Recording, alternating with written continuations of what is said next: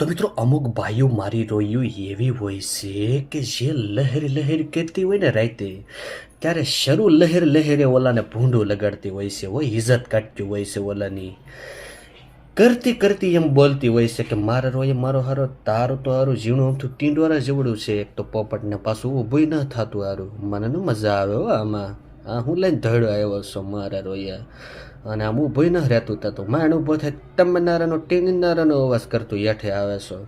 મને આમાં ન મજો આવે હો. તારાથી કાંઈ થાય એમ ના લુખા.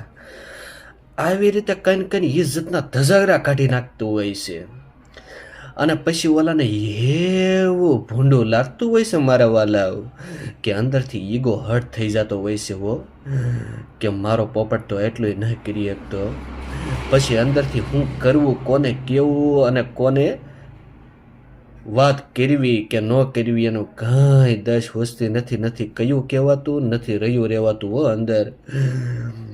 પછી જે છે એવું એને અંદરથી લાગી જતું હોય છે કે આના કરતાં તો આપણે પૈસા દઈને બહાર વયું જવું સારું. એ કાંઈ બોલે તો નહીં અને બોલ્યા વગેરે પૈસા ખાલી લઈ લે ને લહેર લહેર લહેર કરીને આપણને ફગાવી દેવો બહાર.